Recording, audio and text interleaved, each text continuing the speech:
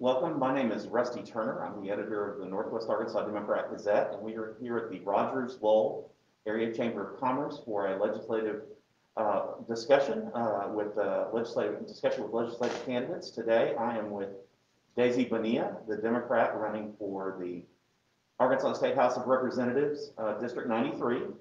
Her opponent, Jim Dotson, a Republican, was invited to come today and has chosen not to come. So today it's just going to be a conversation with Daisy Bonilla.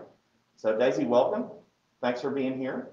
And I'll just start with an open-ended question today. Why are you running, and what is your top legislative priority in the upcoming session? Good morning. Thank you for having me.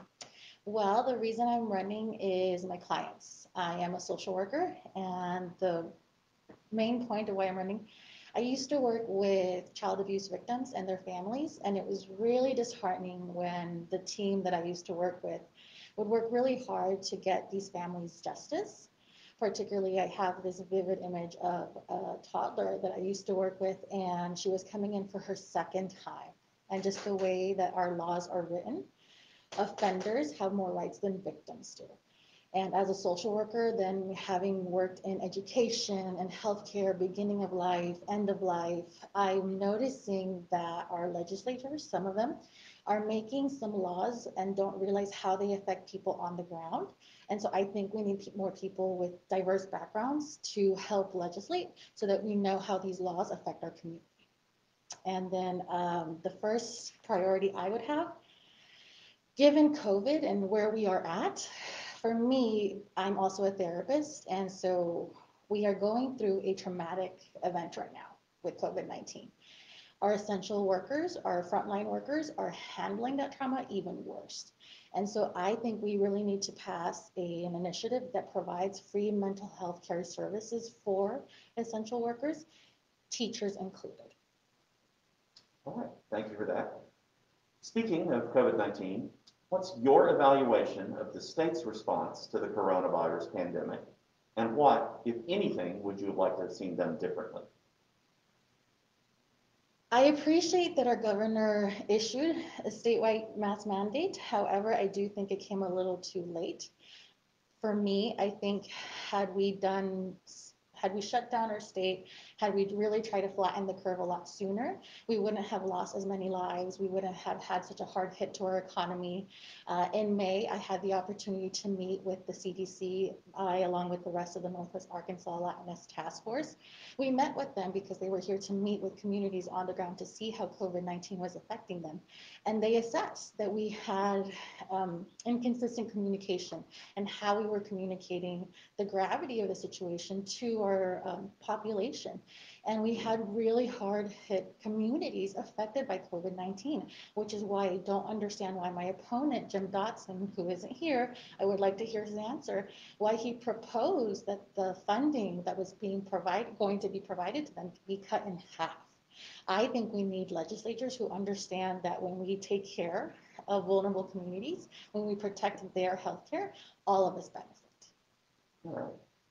Do you believe Governor Asa Hutchinson and the State Health Department overstepped their authority in crafting the response to the pandemic? And please explain your answer. I don't. I think we need leadership. I think in a time of crisis, we need leadership to help guide us. If science doesn't lie, we're losing lives. Some people need more guidance than others. And I think if we had an ordered response, I think we would have handled this a lot better had this happened sooner. Okay, thank you. I'm going to shift gears a little bit, and we're going to start talking about the ballot issues that are coming up in November. Issue 1 on the November ballot would, if approved, make the current half-cent sales tax dedicated for roads and highways permanent. How will you vote on that measure, and why? I support it just because Bentonville, Arkansas, we keep growing. And so we need the infrastructure to support us. We need families to be able to get to work. We need students to be able to get to school. And we need to be wise in working with all levels of government to make sure that we are not overspending, that we are using our resources wisely, taking advantage of our tax dollars, and that we are not, for example, redoing potholes after every rain in Bentonville. We see that all the time. By the Bella Vista border, we're redoing a roundabout. We know we invested millions in. That money could be better invested in community projects. We're in a crisis right now. We're trying to rebuild. I think we need to be wise about how we spend that money. Thank you. We're going to move on now to issue 2, which would change the nature of legislative term limits. And it would allow individuals to serve in the General Assembly for more than the current 16-year limit if they take a 4-year break. Again, how would you vote and why? I think we do need to reevaluate our term limits. I think we constantly grow. We constantly, evolve. And I think our legislatures need to as well. And if they're not, I think we do need to have term limits so that we aren't having the same people represent us, that we have diverse voices at the table making decisions for our community. All right. And finally, issue 3 would, among other things, change the rules on how citizen-led initiatives qualify for statewide ballots. Critics have said that this proposal will make it more difficult for citizen-led proposals to qualify. Again, how will you vote on this proposal and why?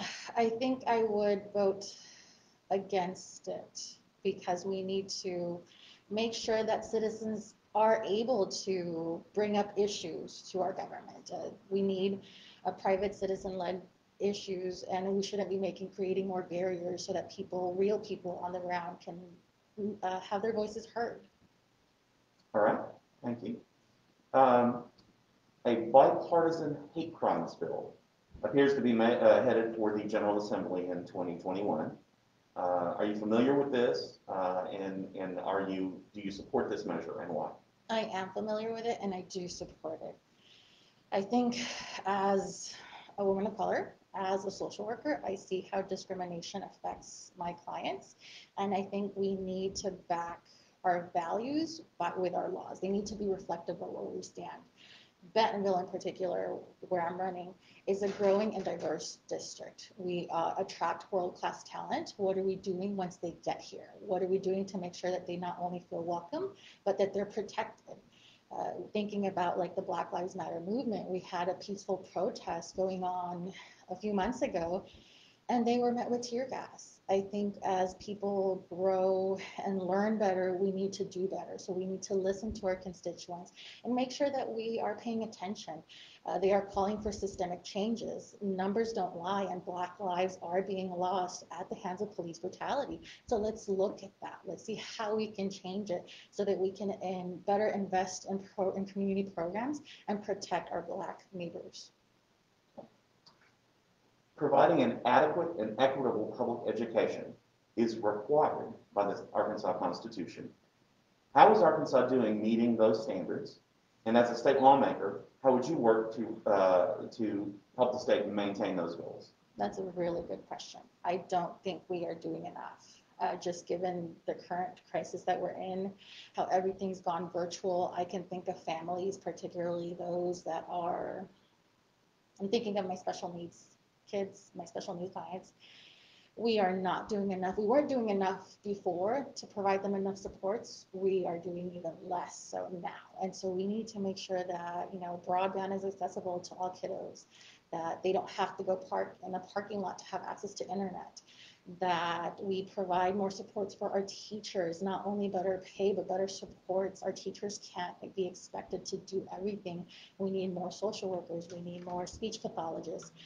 We need a lot more supports to make sure that every child can thrive and succeed through education. Okay. Now you mentioned broadband. Anything specific on broadband and making it more accessible? There are parts of the state, obviously, where even cell service is spotty or non-existent. So any thoughts about how to extend broadband, not just for educational purposes, but for business and community life? How to, like the details, I would have to research more, but we definitely, in Bentonville, we have spots that are spotty. It's, we are pretty, we're a pretty big city. I can't imagine what rural cities are going through, as our workforce, transitions to all virtual. That's not acceptable. We need to make sure that we're doing everything possible so that people can access, their workforce and their schools. And broadband is no longer a luxury, it's a utility, and we need to treat it as such. So the pandemic created quite a bit of economic havoc throughout the country and throughout the state. It will certainly require the state legislature to look at its budgeting process and perhaps reprioritize the way money gets spent based on the economy having slowed so significantly during the spring and summer and into the fall. So, talk to me a little bit about your economic priorities. How would you prioritize spending? What would be your goals in that area? Well, we are rebuilding. We need to get small businesses back on their feet. We need to help working families. I think we start that, by making sure that, first of all, the census is due September 30th. That gives us economic opportunities to fund community programs. So all of us need to make sure and fill that out. That's the first step. And second, I think we need to repeal the tax cut that was given to the wealthiest Arkansans. And we need to take care of all Arkansans. All working families need to be able to keep their dollars, especially as they struggle. We've seen unemployment soar, making sure that we are taking care of our community and not wasting our taxpayer dollars on, frankly, things that don't benefit us. Again, would love to have Jim Dotson here because he supported a bill that gave $163 million to a private prison. I am not of the belief that we should be investing in cages. We should be investing in people. I think we can better use that money to create job programs, homeless shelters, substance abuse centers, fund education. There's money we have money there, but we're just allocating it to the wrong places. And so being more wise in how we do that and investing it in Arkansas. Prior to the pandemic, there was a lot of press coverage, a lot of discussion about the opioid epidemic, the problems of opioids being more and more being abused more and more in communities, and that's kind of fallen out of the public discussion with the pandemic. So, talk to me a little bit about that. What are your thoughts on opioid addiction and what legislative steps need to be taken to address it? It's a real problem. As a mental health provider, as a social worker, people are suffering, and these are diseases. I think addictions have this stigma that people choose and can easily get out of this cycle of abuse. They can't. They need help. We lost the only substance abuse treatment center a few years ago in Bentonville, and we have yet to replace it. That company was actually the largest mental health provider in this state that left thousands of people in rural areas without access to mental health. We need to make sure that as the legislature, that we are looking at ways to fund programs, again, to create more programs, to invest in our community. I think we need to look at the intersections between criminal justice and mental health and the opiate addiction. Our veterans are suffering because of PTSD. Again, we as a community are going through a traumatic event, so some people resort to substances to cope. So how do we help people? How do we invest in programs so that we can provide more opportunities for growth and healing instead of investing in cages and investing in programs that don't help us thrive as a community? We're down to the last question, so and I'm going to make it an open-ended one as well. Is there any issue that we haven't discussed today that you'd like to talk about, or any other topic you would like to bring up related to the race? I think for me, I am invested in people. I believe in Bentonville. I believe in our community. I believe in Arkansas. I think that we, as a natural state, could be doing more work towards making sure that we remain the natural state, creating jobs through environmental justice, protecting our environment and our earth. And there's so much more that we can do to protect each other. And so just making sure that we are investing in our community. I remember speaking to a would-be constituent through our phone banking, and they recommended a community garden. I'm like, that's beautiful. Investing within our own community so that we can all thrive and access and just thrive together. All right. Well, Daisy Bonilla, thank you for being here today. Again, Daisy is the Democratic candidate for the State House of Representatives, District 93. We appreciate the conversation today here at the Rogers-Lowell Area Chamber of Commerce. Thank you very much.